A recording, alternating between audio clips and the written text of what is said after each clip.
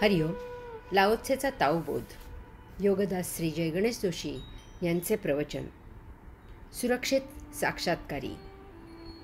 एकदा व्यवसायानिमित्त मी माझ्या सहकाऱ्यांना घेऊन एका मुलींच्या वसतिगृहात काम करायला गेलो होतो. आमचे काम काही दिवस चालणार होते. आम्ही गेल्यावर तेथे गडबड सुरू झाली. आम्ही तेथे काही दिवस वावर करणार असे समजल्यावर तेथील मुली जरा अस्वस्थही झाल्या. तेथे बहुतेक सर्व परदेशीय मुली होत्या. त्यात काही आफ्रिकेच्या होत्या. मी त्यांच्याजवळ संवाद साधला. पहिल्याने जरा बिचकत, परंतु नंतर मी काही वर्षे आफ्रिकेला राहत होतो हे समजल्यावर त्या मुली आमच्याशी मोकळेपणाने वागू लागल्या. त्यांना सुरक्षित वाटू लागले. त्यामुळे आम्हाला काम करणे सुकर झाले. त्या माझ्याशी जुन्या आफ्रिकेबद्दल गप्पा मारू लागल्या. आता परिस्थिती कशी बदलली आहे वगैरे मला सांगू लागल्या. माणसाला सुरक्षितता फार महत्त्वाची असते. प्रवासामध्ये एखाद्या महिलेशेजारी कोणी अनोळखी व्यक्ती येऊन बसली की उगीचच ती त्याला सांगते की तो तिच्या भावासारखा दिसतो. एखादा वृद्ध उगीचच कोणाला मला तू माझ्या नातवासारखा आहेस असे ऐकवतो. कोणी रिकाम्या घरात किंवा काळोखात जोरजोरात गाणे म्हणतो. स्वतःचाच आवाज ऐकून दुसऱ्याची उपस्थिती निर्माण करतो. यात काहीतरी युक्ती योजून सुरक्षितता निर्माण करायची असते.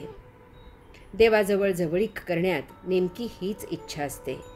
मला अमुक पाहिजे आणि मला तमुक मिळू दे हे मागणे देवाकडे करून स्वतःच्या मनाला सुरक्षित दिलासा दिला जातो की देवाला सांगितले आहे आणि आता काळजी करू नको. ते नक्की मिळेल, कारण देव दयाळू आहे, भक्तांचा कैवारी आहे. सुरक्षितता नसेल, भीती असेल तर दक्ष राहावे लागते. संकटे येतील या भावनेने चारी बाजूने सदा काळजी घ्यावी लागते. त्यासाठी सुरक्षिततेचे उपाय योजावे लागतात.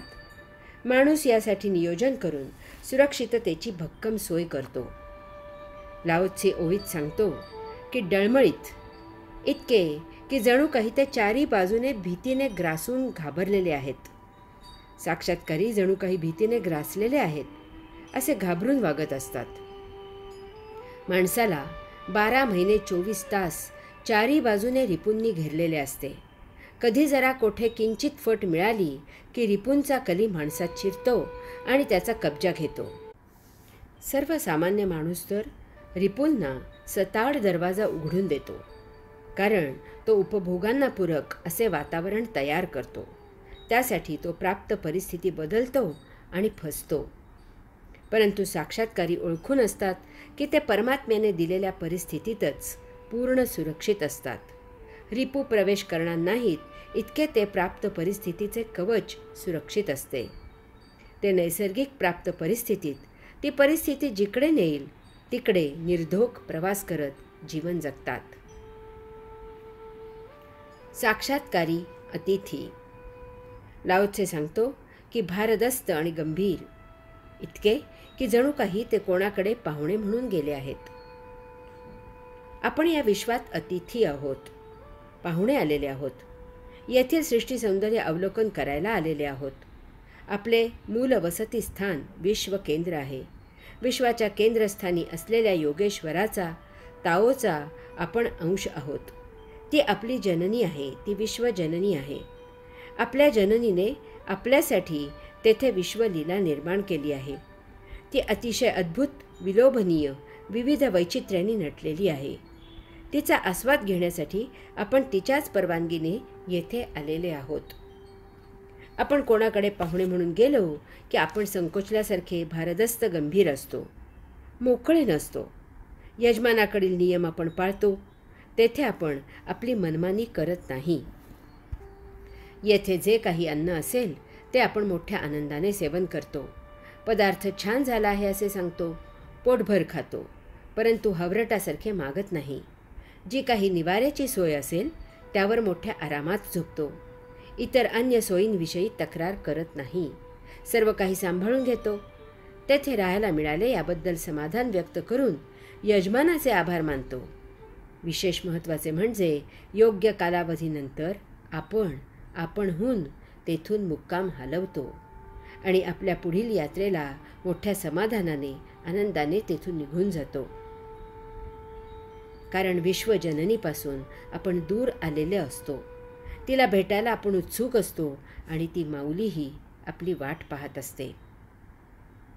परंतु आपण विश्वयात्रेला आलो की तेथील वस्तुजगताच्या मोहाला बळी पडून त्यात अडकतो. येथील वैचित्र्याने नटलेले भौतिक वस्तुजगत इतके भोगप्रिय असते की आपल्याला ते किती उपभोगावे आणि किती नको याचा पाचपोच राहत नाही. आपण बेभान होतो. आपल्याला आपलीच ओळख राहत नाही.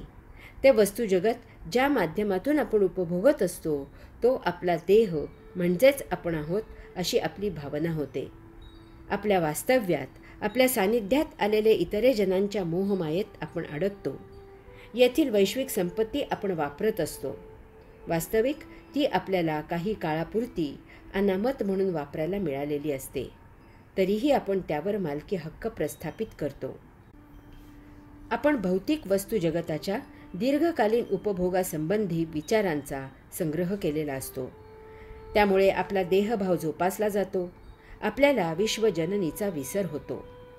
आपण या विश्वात सुखदुःखाच्या रहाटगाडग्यात फेरे घेत कायम मुक्काम करतो आणि परमकैवल्यानंदाला पारखे होतो.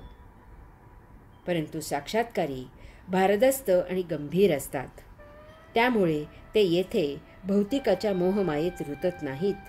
येथील लीला अनुभवतात आणि आपल्या स्वमुक्कामी ताओकडे गमन करतात. हरि ओम.